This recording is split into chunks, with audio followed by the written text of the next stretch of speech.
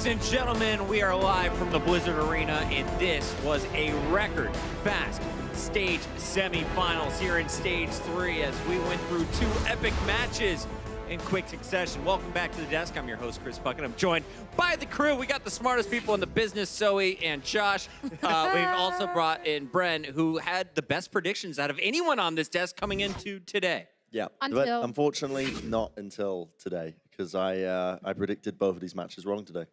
Yeah, but I think that speaks honestly to how insane these stages, the stage playoffs has been.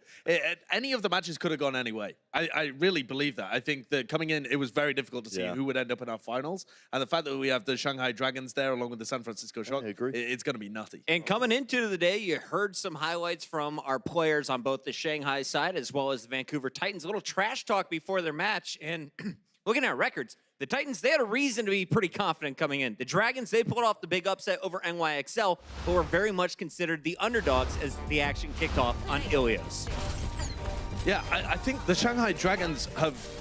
Everybody was wondering whether they'd be able to keep up this kind of phenomenal individual ability that we've seen from Diem, Ding, and Youngjin in particular, but also the entirety of the team, honestly. And they impressed straight off the bat.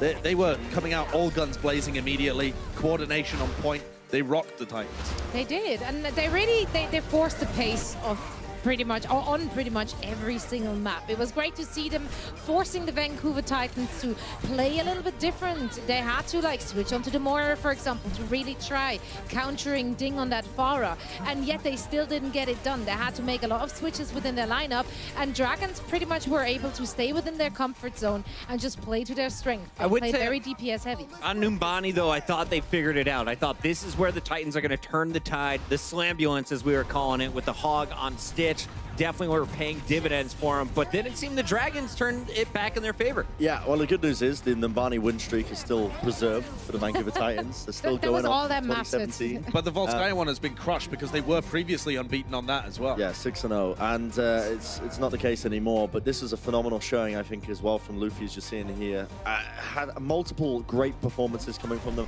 but it felt like the Vancouver Titans were, I don't want to say underprepared, but I feel like they were underestimating the Shock, or Shanghai, I should say, to a degree as well, in a lot of their play. It was this point, just a little bit earlier in Volskaya, where they tried to recontest the point A, ended up expending a bunch of ultimates. They have this idea about them that they're able to turn a lot of these team fights. And I think the moments in my head I'm thinking of happened earlier in the series, but by that point you've made so many mistakes that Shanghai, they already had a lead when they were coming into Havana here. There were so many clutch stalls from the Dragons. They stopped Vancouver short of the first point, and then they were able to capture it themselves. Who impressed you most as you saw the Dragons starting to gain some momentum here in the second half? I think what impresses me is the level of consistency from Youngjin, Diem, and Ding. I don't know whether I could really give you an individual. Maybe it's Ding. I think the way that the Shanghai Dragons have developed throughout this stage is that Ding was previously playing a lot of Sombra for them, and they've realized his Pharah is just too good to ever not play. Like, you have to have this guy in Pharah, and I'm not sure there's another team in the league that would be able to play what Shanghai are playing and get success out of it. Now, yes, Valiant did actually beat them recently when they were going toe-to-toe in those DPS lineups, but Shanghai recently, in the last 2 weeks, their form has been undeniably excellent. And here it is, the final moments. Vancouver, they thought they had triggered overtime. They leave the point, and Shanghai is going to walk away with the 4-1 victory. Ding, 58 final blows, 32 barrage kills. Some of the most we've ever seen without dying instantly. A little bit nutty, isn't he? Yeah, it's a little bit of a freak, isn't he? Yeah, that's crazy. I mean, that really shouldn't happen as well. The barrage kills comprising over 50% of your overall kills. I mean, that's just wild. And so many of those are set up with the EMP, and it just speaks to their team coordination, I think. I love seeing Ding today on the far. DM was doing work on the Sniper and the Sombra. But Zoe, you mentioned it on the pre-show. You wanted to keep your eyes on the healers. What was going down in the back line? Well, I think the Vancouver Titans came prepared, at least to the extent where they did identify that Koma and Luffy, they're getting a lot done. So I think on map number 2 specifically, Luffy has been shut down quite a bit. He has been killed amongst the most within his team, so he had a bit of a hard time. However, on map 3 and moving forward after that, they actually gave him a lot of space and a lot of peel, and he was able once again to hit those super, super crucial sleep darts, also also, of course, we had some great nanos combined with the barrage, etc. So overall, Luffy has been given a lot of space to create space, and Koma just plays really, really steady. We didn't see those ballsy wrestlers again, which we saw in Hollywood the other day, but overall, it was still very, very consistent and good performance. And if we're looking at the stats here, I mean, yeah, look at those biotic grenade kills they got out of him. That's actually nuts. And 47 enemies slept as well. There's so much history. There's so much history between these two as well. Luffy and Koma, as a backline, have fought and lost against the players from the Vancouver Titans for a couple of years now. I'm glad you bring this up, back in Korea. Exactly. And now it's finally their time that they've overtaken them. This team has always been almost kind of in the shadow of a lot of some of the best teams in Korea, actually. And Wolf as well, he's going to love this if he's watching. Hey, Wolf! Because we're finally talking about it. But there's so much history. It's more than just the kind of redemption of the Shanghai Dragons as an organization here, because the players themselves, 4 of these players played for Kongdu Panthera. You've got Decay and Raw, who are now playing on the Gladiators. They do have this kind of rivalry going on with the Vancouver Titans, with the runaway players in particular. So for them to finally beat them here today, it means a lot for them, I think, individually. Wolf would have said it better, but I think you did all right. He's a more eloquent man than me. Spent more time in Korea, you know. It's a massive day for the Shanghai Dragons. They're going to their first ever stage playoff final. That's going down tomorrow at 1 p.m. But we got to talk about their opponents in this one. Vancouver Titans, you win stage 1, you get second stage 2, and you go out top 4 here today. But overall, this has to be a pretty incredible performance if you look at Overwatch League history, Josh. Oh, absolutely. I mean, the Vancouver Titans will be disappointed that they weren't able to make this stage playoffs, the finals, sorry. That would have been a three-peat like the San Francisco Shock. That's what the NYXL were able to do last season as well. But the Vancouver Titans are just one of the greatest teams that we've seen in Overwatch League. They have the longest win streak in the Hall of Owl. They are the most dominant team when it comes to map win percentage as well, eclipsing the NYXL of last year. They're arguably our greatest GOATS team as well, because they dominated stage 1 and we're still up there in stage 2, right toe-to-toe with the Shock. I mean, they are such an unbelievably great team. And looking forwards, and even at the moment, it seems like this style that they played with the triple tank, triple support is going out of vogue. At the moment, you know, the Shanghai Dragons making the stage finals, playing totally different compositions.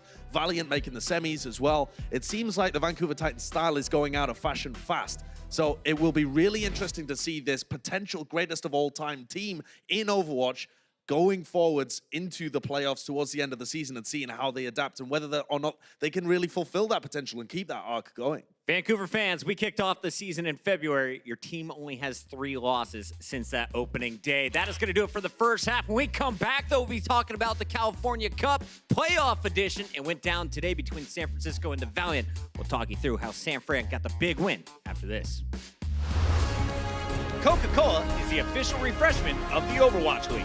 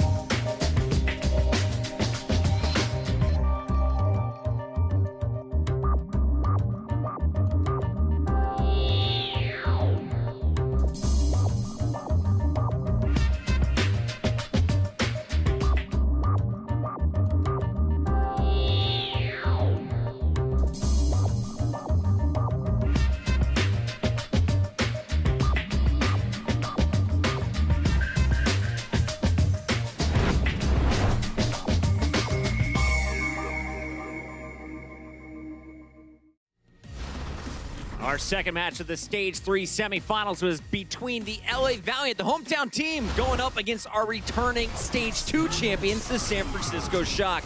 Coming in, the Valiant had all kinds of confidence after an upsurge here in Stage 3, but Super and the boys, they put them on the back foot right away. Yeah, I think if you are a San Francisco Shock fan, probably had a couple of questions coming into the playoffs because the Shock seemed a little bit less dominant in Stage 3 as they did compared to Stage 2. Exactly, right? They had a bit of a questions to be answered, and I feel like this was probably their best showing, I guess, to kind of like put a lot of those doubts to rest. Because now they've come into this, they've shown new strategies, they've adapted to a lot of the stuff that Valiant were throwing at them, and they've absolutely dominated them. It's very akin to when they were in that golden stage a little bit earlier in the year. Yeah, they were just playing in their comfort zone, and then above that as well. I'm not even sure if they necessarily came out with new strats per se, as much as let's just try this thing, because frankly, some of it just, I don't want to say it felt like disrespectful picks. However, some of them were optimistic, like it was throwing the Reaper in there. I don't think that was necessarily something they I think there was method planned. in the madness of it though as well. Like Yeah. I've always been the biggest kind of I don't know person who's Hater of arguing Reaper. against hater of Reaper as a Repaint. hero. But it makes a lot of sense, I guess, if you're being hacked up, you still got the lifesteal enabled. I can think- definitely see why they would I think it was a lot of improvisation rather than strict pre-planning, though. And you have to improvise when you play against the LA Valiant because they take you to crazy places sometimes. But Shock really showed in this match, for me, that when things are on the line, when the playoffs matter, they step up and they play way better than their normal performance. And that's especially impressive for a team that crushed in Stage 2. They're, in some sense, it's like the anti-New York. They're as consistent as them throughout the regular season, but they step up for the playoffs instead of choking. They are incredibly clutch. And this Shock roster looks unreal. Like, they showed a lot of flexibility today. Yeah. Incredible intelligence and insane coordination. I They mean, look on nasty. On Havana, it was that was just brutal, honestly. Yeah. The amount of time it took them to charge their ults was, I think, underneath 1 minute for Yeah. at least Super 3 of those 47 players. seconds for Super for For most of the Super. match Super when we were was watching a it. wild He ran away wild with this freak. map. No, he was officially. a wild 19-year-old Reinhardt freak. We love it. Look at him, look at him. He, He wants to went- go home. He Like, went 22 and 3 at the end of this map. Yeah, Like, that's excuse outrageous. He me? was leading his team in kills as the Ryan, and he was just laying down Earth Shatter after Earth Shatter. He was living inside Fact Fiction's head. I think the craziest part of this for me was just watching the Valiant after taking the victory over the Spark last night, looking like a totally different team. Shock suffocating them on their way to a 4-0 victory as they will go to back-to-back-to-back stage playoffs. Finals. Incredible stuff, Brian. We got to talk about the player of the match. I thought it was going to Super, but we gave the honors tonight to Rascal, and this is a face that we saw since the beginning of Overwatch last season. He played on a number of teams before finally finding this happy home in a support role on the Shock. Yeah, such a good boy, Rascal, really. I mean, he's put the work in, hasn't he, on the Baptiste. He's a good boy. One of his main selling points these days is the Baptiste that he's been pulling out. But again, this is a guy with a lot of history coming in. He's had a lot of ups and downs in the league, and now he's finally found, I guess, a home at the end of the day and success on this team. But we saw a lot of flexibility coming out from him. Again, the Brigitte, the Fire, as you saw earlier. But the main selling point, as I said before, has to be the Baptiste. He's come into this role, and it's very similar to last year. You remember when Brigitte was released into the game, and it was kind of like Mickey on the Dallas Fuel was one of the big forerunners of it. It was kind of pushing the boundaries of what to do. Rascal on Baptiste is that same case right now, and he has a mastery of the hero. His aim is on point, but he has an understanding like no other. Like, his individual mechanics on the hero are so well tuned. He knows all the little tips and tricks to get the maximum value out of the character, which nobody else is doing, and that's why you're seeing so much success out of San Francisco Shock. I mean, Custer put out a tweet saying, you know, they tried everything against the Baptiste Ghost, against the Baptiste triple tank, triple support, and they just couldn't do anything. They couldn't do anything to shift them away from it because it is that powerful in the hands of them. If you want to get better at Baptiste, just use the All Access Pass. Watch his point of view all game long. We're use the replays a little bit later. For now, though, we got to check in on the brackets because, Zoe, I'm going to start with you. It has not been pretty in Stage 3. You're looking like Malik with this bracket. All right, that's correct. Yeah, I went for the safe picks and I was disappointed. But you know what?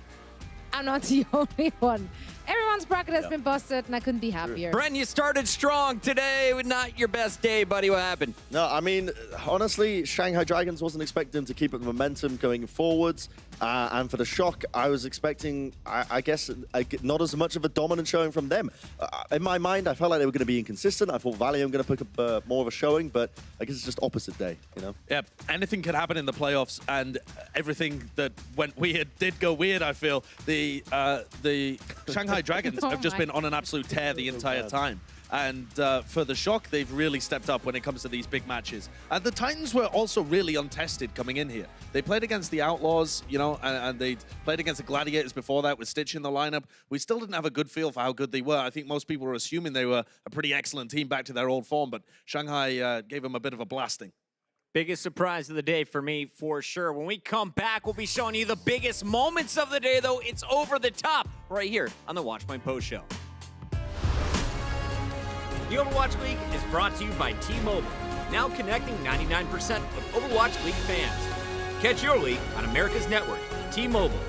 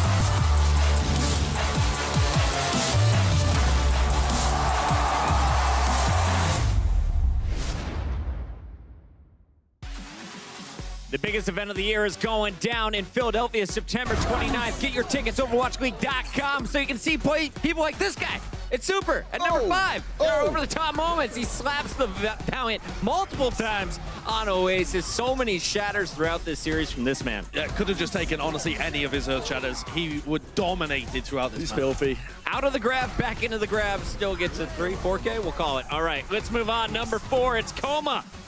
So many great reses throughout the playoffs so far, and here he is with another one that leads to a big barrage from Ding. Yeah, he got away with, well, not murder, actually, the opposite of it. So, but yeah, he got away with it. He got away with necromancy, like no other ever would.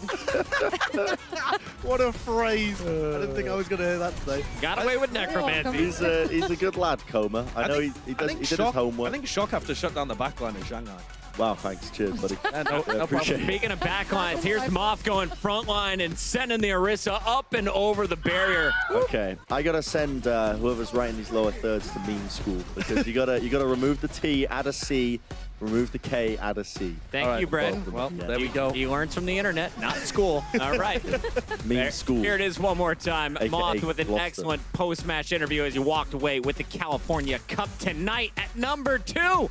It's the darts. You love them so. You've been talking about it for weeks. And Luffy, he made your call-outs look excellent today. How does he do it though? Like, This was- how much of it is luck? How much of it is actually just pure sick skill? Brilliance.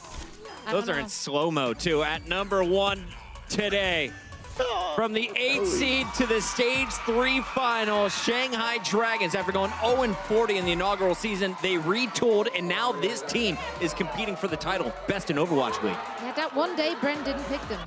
I don't know why. Where? I mean, where's this come from that I always pick Shanghai?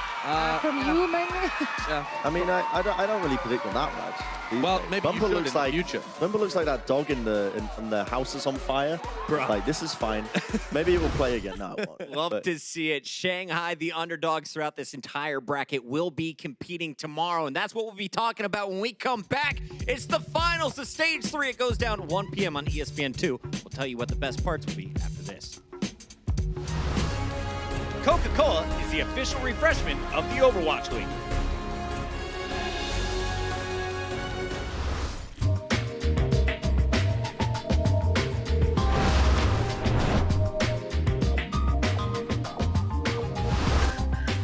Oh, it's even between them. Them out. That was a fake. Mangachu's got a mad health advantage. This is the first time we've seen that. There, that is game. Mangachu is the Torah Lord. Prostrate at the champion's feet. Well, that might just be all she wrote, but New York has pulled back fights. Wars, oh my God, what a dart! Yeah, sick place from Hago. There we go. Sleep dart over the ocean. You're not going to kill him the normal way, so you got to drop him in. Yep. And you don't really need the double sniper after point A anyway. You can still run it, but you don't often do it. Whoa. Yeah. You only need one. You only need one sniper right now, clearly. If you are Atlanta Ray, 3 kills for Baby Bay. All right. Both going to be going low. Otto uses his own. Stratus is in. He's in. Otto going to be taken down. Puckle goes down. Stratus comes back with a no fist. And he absolutely pops off. Stratus, the madman. They field him on the starting roster. He comes in clutch. Especially they swapped off the Pharah. They could go for the Roadhog. All right, Supercharger, they're just going in with the Mercy, like the Mercy boost, plus the Supercharger. That's a ton of damage, but it doesn't matter. If DM finds your head, Luffy down as well. DM finds another one. Eliminates Neptuno as well.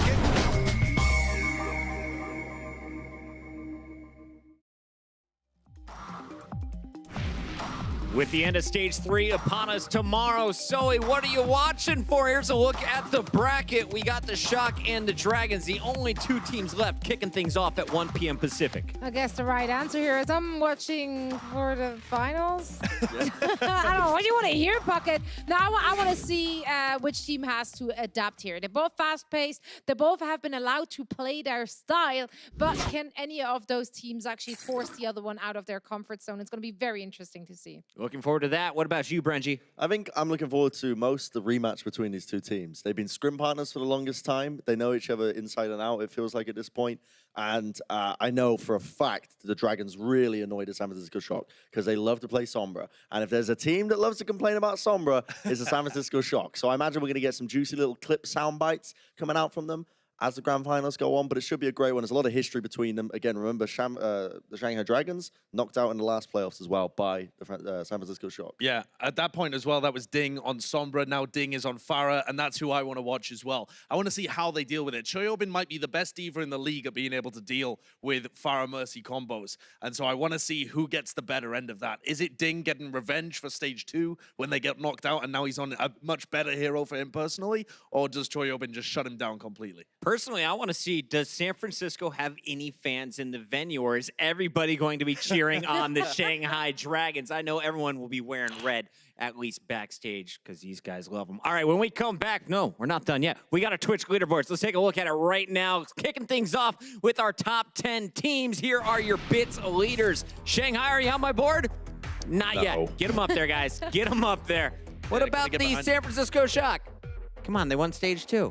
Need to climb. If you're that need good, to you do don't some need climb. people to cheer you I can on. provide you reasons for every single I have team some here. people who could help us out. Here are your Bits individuals, the leaders. Pepin de Palm, excuse me. First time I've ever messed up your name.